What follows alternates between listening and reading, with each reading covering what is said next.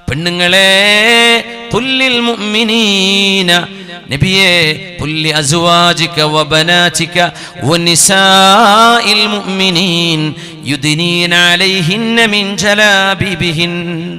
നബിയേ അങ്ങയുടെ ഭാര്യമാരോട്, അങ്ങയുടെ പെൺമക്കളോട്, മുസ്ലിമച്ചുകളായ പെൺകുട്ടികളോട് പറയണേ, അവരുടെ നെഞ്ച് കാണിച്ചു നടക്കരുത് എന്ന് പറയണേ.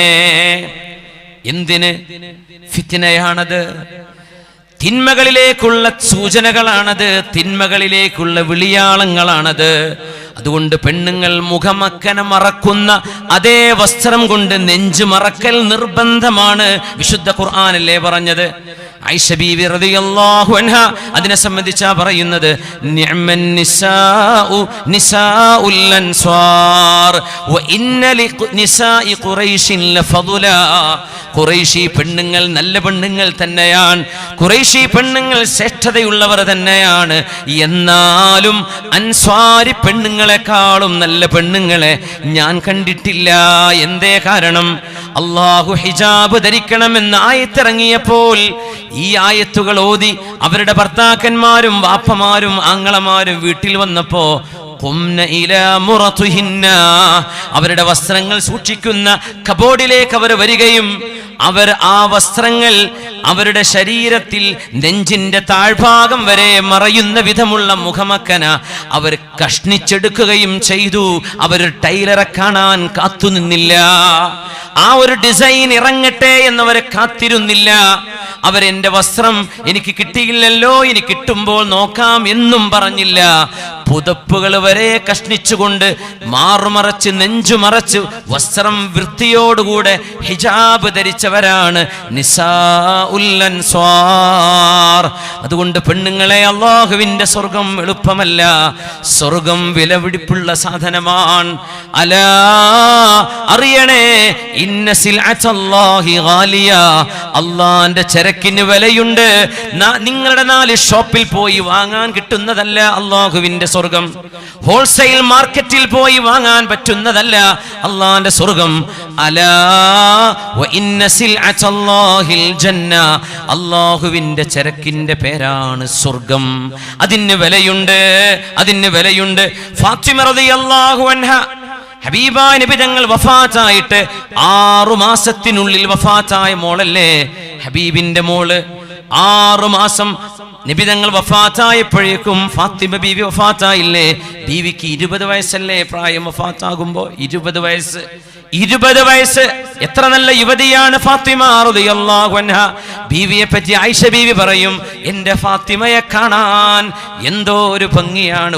ഇന്നഹാ ലമിശിയതു റസൂലില്ലാഹ്, ആ നടത്തം റസൂലുള്ളാഹിന്റെ നടത്തമാണ്, ആ സംസാരം ഹബീബിന്റെ സംസാരമാണ്, ആ ചിരി കണ്ടാൽ അത് ഹബീബിന്റെ ചിരിയാണ്. അത്ര സുന്ദരിയായ ഫാത്തിമ റളിയല്ലാഹു അൻഹ പൊട്ടിക്കരഞ്ഞു. രോഗം വന്ന് കിടക്കുന്ന നേരം, മരണത്തിന്റെ മുമ്പ്. ചരിത്രമറിയില്ലേ? അസ്മാഉ ബിൻതു ഉമൈസ് റളിയല്ലാഹു അൻഹ ഈ സംഭവം ഉദ്ധരിച്ചുകൊണ്ട് പറയാണ്, ഞാൻ മോളോട് ചോദിച്ചു, മോളെ ഫാത്തിമ, ജഅഫർ റളിയല്ലാഹു അൻഹുവിന്റെ ഭാര്യയാണ് അസ്മാഉ ബിൻതു ഉമൈസ്. അവരെ സുദ്ദീഖ് കല്യാണം കഴിച്ചിട്ടുണ്ടായിരുന്നു. അസ്മാ ബീവിയോട് ചോദിച്ചു. അസ്മാ ബീവി ചോദിച്ചു, മോളെ നിങ്ങൾ എന്തിനായി കരയുന്നത്? എന്റെ പെൺകുട്ടികൾ, വിദ്യാർത്ഥിനികൾ കേൾക്കണേ, മുസ്ലിമച്ചുകളായ ഉമ്മമാര് കേൾക്കണേ, മുസ്ലിമച്ചുകളായ യുവതികൾ കേൾക്കണേ. നമ്മുടെ സോഷ്യൽ മീഡിയകളിൽ പല തരത്തിലും വേഷവിധാനം ചെയ്ത് ഒരു മുസ്ലിമാണ് എന്ന് തോന്നുന്ന ഒരു തട്ടവും തലയിൽ വെച്ചാൽ നമ്മൾ മുസ്ലിം ആവുന്നില്ല മോളെ. നീ ചെയ്യുന്നത് തിന്മകളാണെന്ന് തിരിച്ചറിയണം. മുസ്ലിം ഉമ്മത്തിന് നാളെ അല്ലാഹുവിന്റെ മുമ്പിൽ രക്ഷ കിട്ടാനുള്ള വഴിയാണ് ഇവിടെ പറഞ്ഞു തരുന്നത്. സോഷ്യൽ മീഡിയയിൽ ലൈക്കും ഫോളോവേഴ്സും കൂട്ടാനുള്ള പണിയല്ല ഞാൻ ഇവിടെ പറയുന്നത്. നിങ്ങളുടെ പച്ചയിറച്ചി നരകത്തിൽ നിന്ന് രക്ഷിക്കണോ?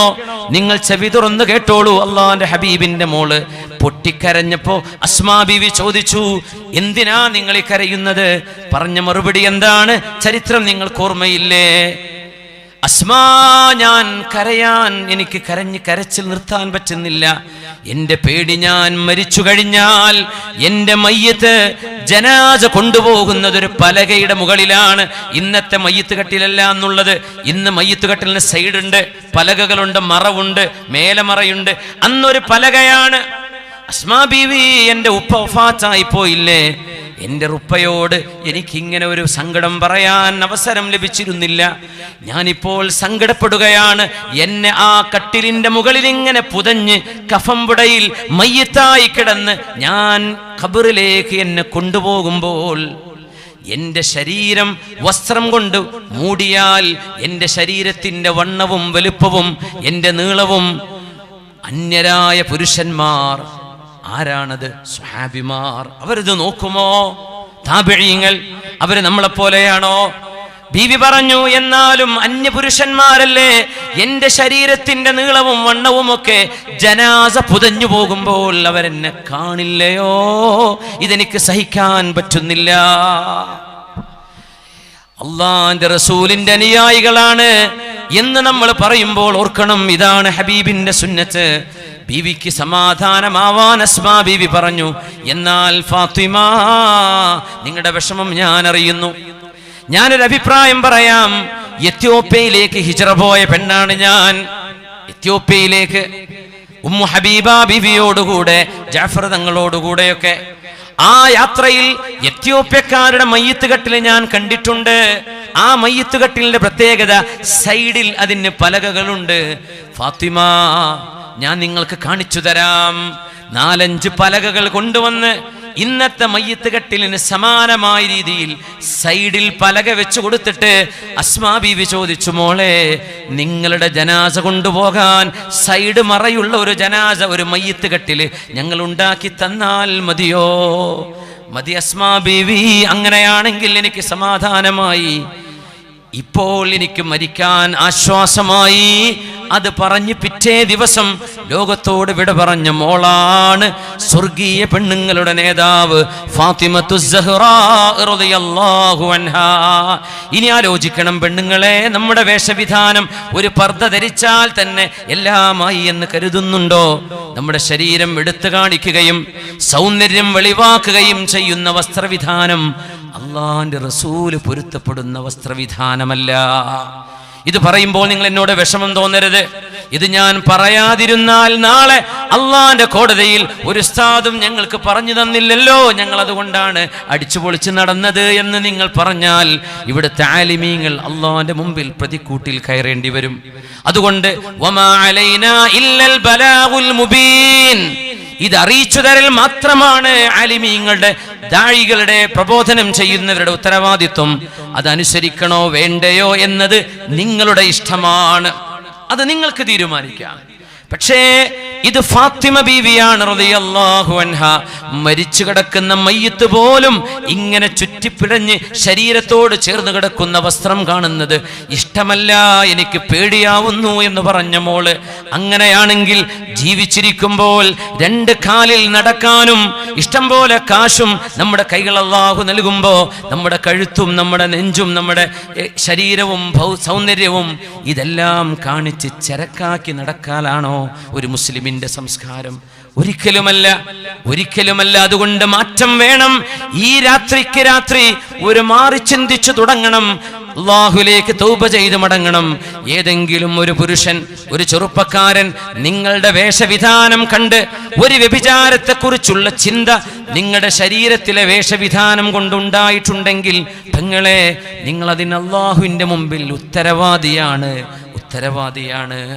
അതുകൊണ്ടാണ് ഹബീബായ നബി തങ്ങൾ വിശുദ്ധ ദീൻ അച്ചടക്കം വേണമെന്ന് പറയുന്നത്. നിങ്ങൾ സിയാറത്തിന് കടന്നു വരികയാണെങ്കിൽ പോലും ആണുങ്ങളും പെണ്ണുങ്ങളും ഒരിക്കലും മിക്സ് ആവാതെ, കൂടിക്കലരാതെ, ലഅൻ യുസാഹിമ അഹദുകും ഖിൻസീറൻ മുതലത്തിഖൻ ബിഹമഅത്തിൻ ഖൈറുൻ ലഹു മിൻ അൻ യുസാഹിമ മൻകിബ ഇംറഅത്തിൻ ലാ തഹില്ലു ലഹു. ചെളിയിൽ നിന്ന്, നാറുന്ന കറുത്ത ചെളിയിൽ നിന്ന് എണീറ്റ് വരുന്ന ഒരു ജീവനുള്ള പന്നിയെ പോയി ചാരലാണ് ജീവനുള്ള ഒരു അന്യ പെണ്ണിന്റെ തോളിൽ ചാരുന്നതിനേക്കാൾ നിങ്ങൾ ഉത്തമമെന്ന് പറഞ്ഞത് പൊന്നാര റസൂലാണ് സ്വല്ലല്ലാഹു അലൈഹി വസല്ലം. ഇത് പാലിക്കുമ്പോഴേ നമ്മൾ അതപുള്ളവരാകുന്നുള്ളൂ. ഇത് പാലിക്കുമ്പോഴേ നമ്മുടെ സ്നേഹം യഥാർത്ഥ സ്നേഹമാകുന്നുള്ളൂ എന്ന് തിരിച്ചറിയണം. അള്ളാഹുവിന്റെ മുമ്പിൽ നമുക്ക് രക്ഷപ്പെടണം. പടച്ചതമ്പുരാന്റെ കോടതിയിൽ